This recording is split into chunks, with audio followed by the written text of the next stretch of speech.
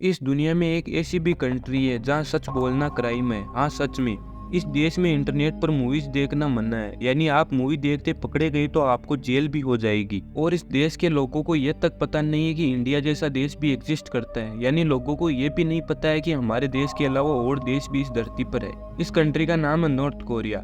North Korea में लोगों पर इतना अत्याचार होता है जिनको सुनकर आप सोचने पर मजबूर हो जाओगे कि यहाँ पर लोग रहते कैसे होंगे, क्योंकि इस देश में लोगों को ना तो इंटरनेट चलाने देते और ना ही कोई मूवी देखने देते। आज हम बात करने वाले हैं इस देश के लोग इतना अत्याचार को आखिर सह क्यों रही है। आप एक नॉर्मल नॉर्थ कोरियन सिटीजन की जिंदगी देखकर आपको अपनी जिंदगी बढ़िया लगने लग जाएगी, चाहे कैसी भी हो, और क्यों कोई दूसरी कंट्री इनकी हेल्प नहीं कर रही है। इस देश से कोई बॉर्डर क्रॉस यानी भागता हुआ पकड़ा जाए तो उसे गोली मार दी जाती है या उसे लटका दिया जाता है। और जो भागने में सफल हो गया, उन्होंने बाहर आकर नॉर्थ कोरिया और किम जोंग के डार्क सीक्रेट बताए। उनको सुनकर पूरी दुनिया हैरान रह गई। अगर आपका मन हो तो वीडियो को लाइक करके चैनल को सब्सक्राइब भी कर देना। चलो वीडियो शुरू करते हैं।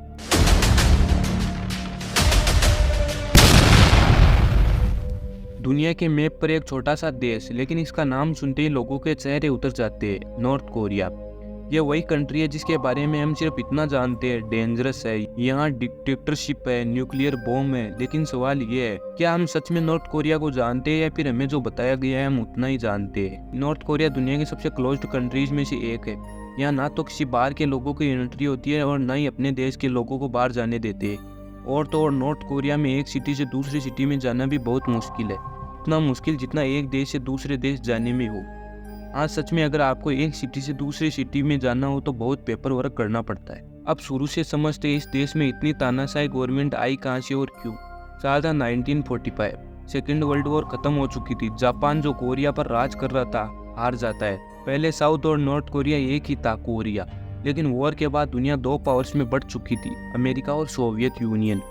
अमेरिका ने साउथ कोरिया को सपोर्ट किया और सोवियत यूनियन ने नॉर्थ कोरिया को, और बस यहीं से कोरिया देश दो टुकड़ों में बढ़ चुका था, नॉर्थ कोरिया और साउथ कोरिया।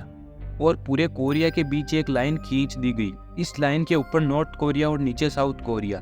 फिर नॉर्थ कोरिया ने साउथ कोरिया पर अटैक कर दिया। 3 साल तक खूनी जंग चली, लाखों लोग मरे, शहर के शहर तबाह हो गए। और जब वॉर खत्म हुई तो ऑफिशियली आज तक पीस ट्रीटी साइन नहीं हुई है।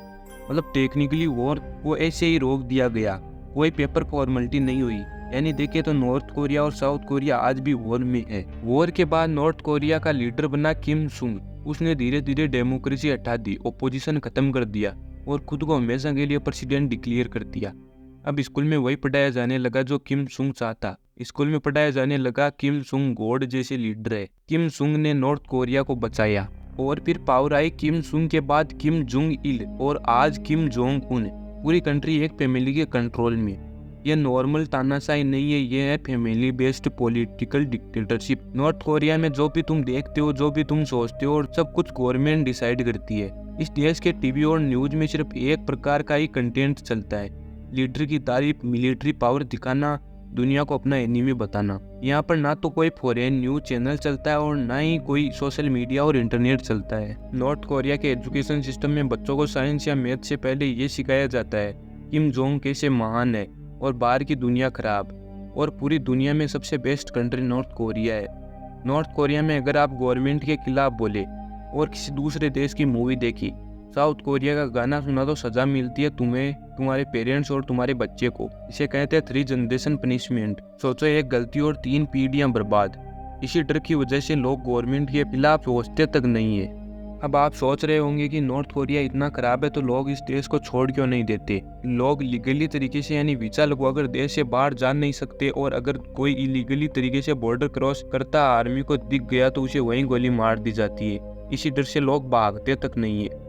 अब सवाल ये है, एक नॉर्मल नॉर्थ कोरियन सिटीजन की जिंदगी कैसी होती होगी। सुबह उठते ही लोग अपने लीडर की फोटो के सामने सर झुकाते हैं। नॉर्थ कोरिया के हर घर में किम फैमिली की तस्वीर होती है और तस्वीर को साफ रखना कंपलसरी है। अगर फोटो गंदी मिली तो समझो तुम्हें देश का अपमान कर दिया, और देश का अपमान की सजा होती है गोली मार दो या लटका दो।